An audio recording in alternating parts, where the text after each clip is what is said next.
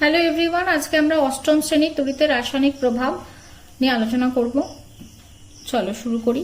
নুন মেশানো পাতিত জল তড়িতে সুপরিবাহী না কুপরিবাহী? নুন মেশানো পাতিত জল তড়িতে সুপরিবাহী।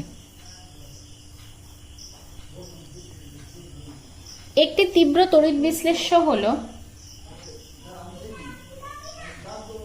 সোডিয়াম ক্লোরাইড অর্থাৎ NaCl।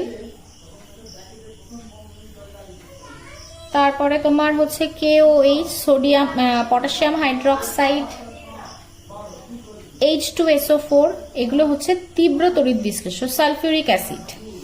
একটি মৃদু তড়িৎ বিশ্লেষ্য হচ্ছে অ্যাসিটিক অ্যাসিড CH3COOH। চিনি তড়িৎ বিশ্লেষ্য না তড়িৎ অবিশ্লেষ্য? তড়িৎ অবিশ্লেষ্য। ব্যাটারির ধনাত্মক প্রান্তের সঙ্গে যুক্ত তড়িৎদ্বারকে বলা হয় অ্যানোড ও ঋণাত্মক প্রান্তের সঙ্গে যুক্ত তড়িৎদ্বারকে বলা হয় ক্যাথোড। NaCl তড়িৎ বিশ্লেষণ করলে সোডিয়াম ধাতু পাওয়া যায়, সেটা ক্যাথোডে জমা হয় এবং অ্যানোডে ক্লোরিন গ্যাস জমা হয়। লোহার দ্রব্যের উপর জিঙ্কের প্রলেপ দেওয়াকে বলা হয় গ্যালভানাইজেশন। তুতে জলীয় দ্রবণ লোহার পেরেক ডোবালে কি ঘটবে? লোহার ওপর একটা লালচে বাদামি রঙের আস্তরণ পড়বে। লালচে বাদামি রঙের আস্তরণ, সেটা কিসের? সেটা হবে কপার বা তামার একটা আস্তরণ পড়বে।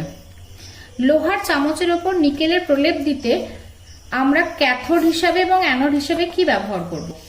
আমরা যে ধাতুর প্রলেপ দিতে হবে সেটাকে আমরা অ্যানোড হিসেবে ব্যবহার করব, আর যার উপর আমরা প্রলেপ দেব সেটা হচ্ছে ক্যাথোড হিসাবে ব্যবহার করব। তাহলে লোহার চামচকে আমরা ক্যাথোড হিসাবে ব্যবহার করব। লোহার আমরা ক্যাথোড হিসেবে ব্যবহার করব, আর অ্যানোড হিসেবে আমরা কি ব্যবহার করব? নিকেল।